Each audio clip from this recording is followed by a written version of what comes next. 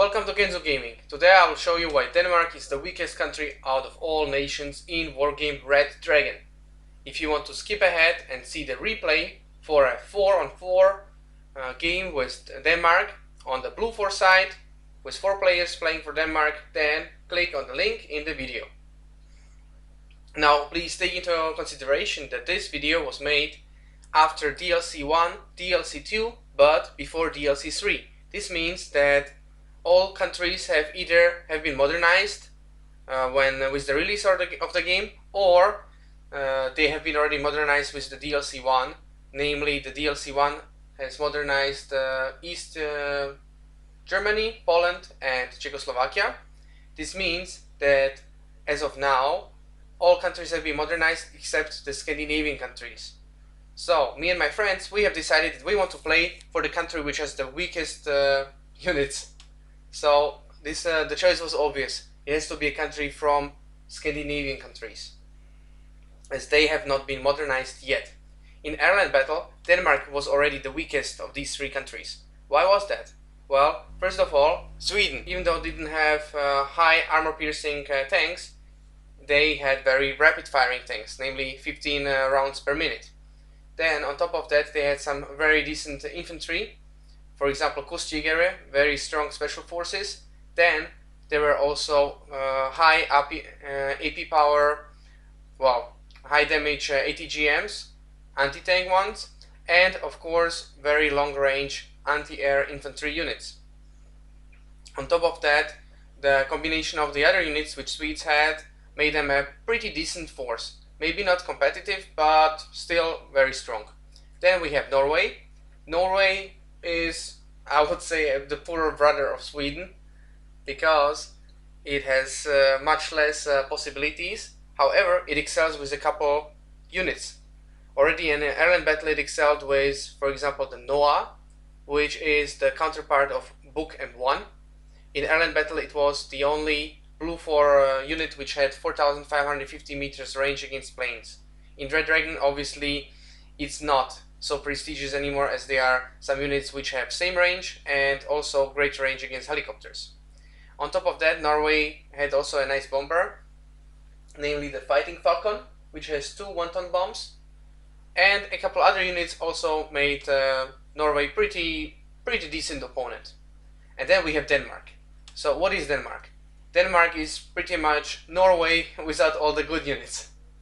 So we have decided that we're going to make some decks, and after we made some, we then realized that actually Denmark doesn't have almost anything. It is lacking on in all areas, and there are pretty much only 2 things which are good about Denmark. One, that for 1 card of FOBs you get 2 FOBs, and 2, that you get blocks, that you get 5 blocks in 1 card. Those blocks are semi-decent planes. And that's it. All the other units are pretty much trash. So after I made this deck, I actually realized that I can just use mechanized deck without losing much. The only thing which I lose is these Jäger units, Special Forces Recon. So let us jump back to our mechanized deck. So this is my mechanized deck. I have pretty much the same units. The only difference is that I have more infantry. I've taken all infantry which I can take, and more vehicles. That's pretty much it. Now let's have a look what kind of units we have there. So starting from logistics, we have command units, and then we have FOBs and trucks. As mentioned previously, for 1 card of FOBs you get 2. That's nice. Then again, it's not such a good advantage, because I would prefer personally to have some choppers instead. I personally usually use 5 slots for logistics, 1 being an FOB, 1 is a command, and 3 supply vehicles or helicopters. Of course, I don't have this possibility here, as there is only one mobile option for vehicles. So I'm stuck with 2 FOBs if I want to fill up my slots. This pretty much already drags us in one direction, that we will have to be support centered. Now let's have a look what kind of infantry we have here. We have only 3 types of infantry. Oh yeah, the mechanized deck also leads us to losing the reservist option, which is okay. It doesn't matter because sacrificing them we can get much more infantry instead. So let's have a look. We have Dragoner, we have Livgarden, and we have Hamlet. So if we compare these two units, we can see that the Livgarden are slightly better, but even then they are basically average infantry. Nothing special about them. So we just grab those. We grab also the Dragoner, and then we also have Hamlet. So we don't have any ATGM infantry. This is a massive disadvantage. We cannot hit anything which is further than 500 meters away from us if we are targeting vehicles or tanks. And even then, the AP power of our best infantry is only 18. Then let's have a look at Hamlet.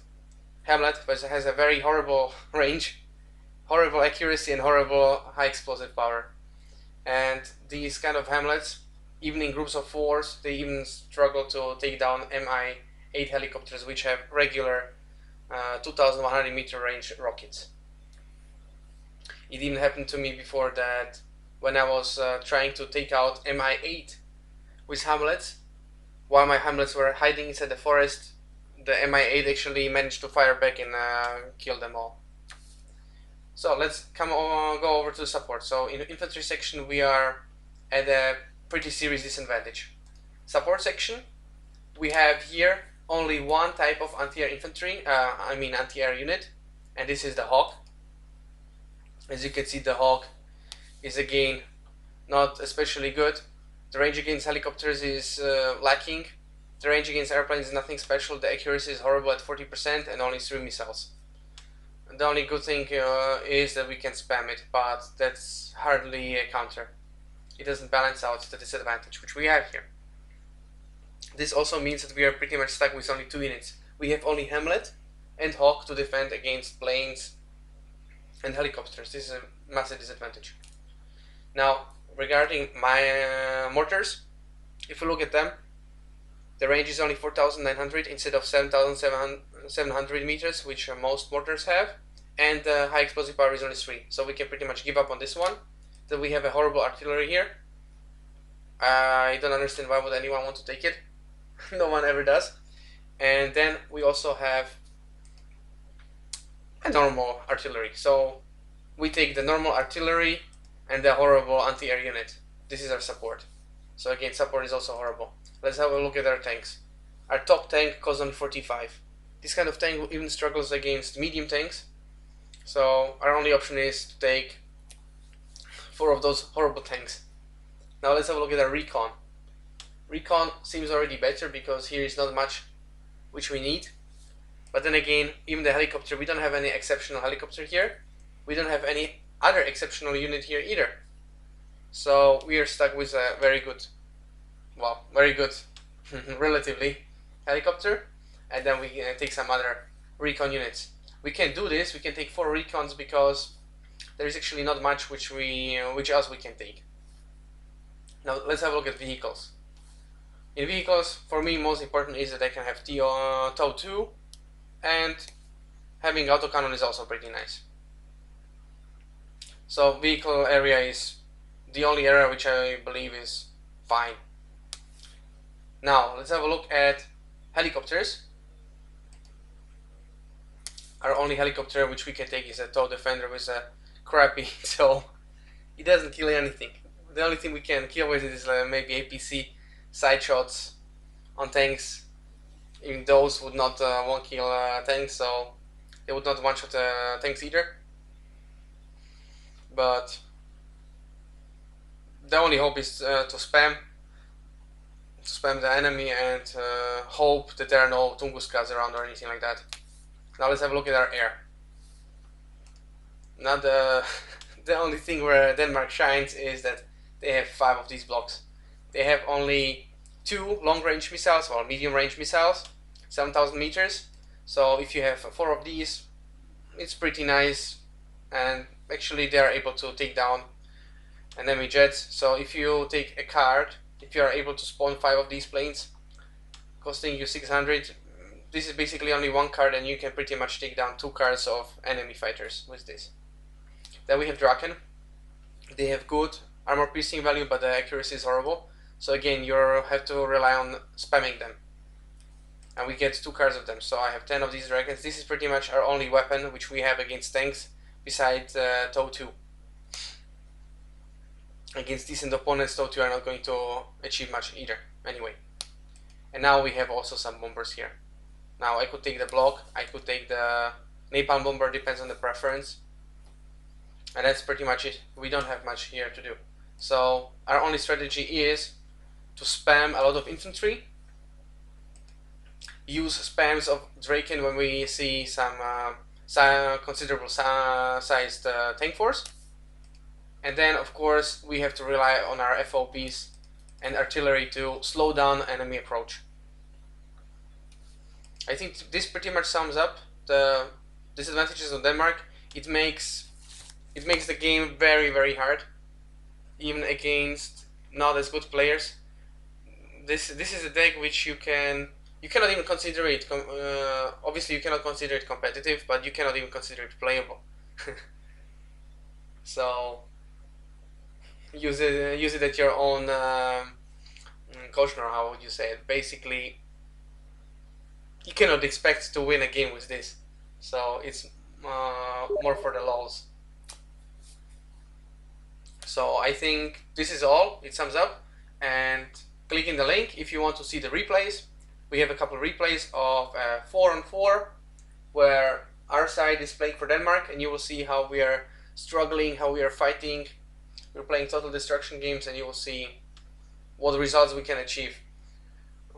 Probably if you're a fan of spamming, then you'll probably enjoy it the most. So if you like this video, please like it, comment, subscribe, and see you in the other videos. Bye bye.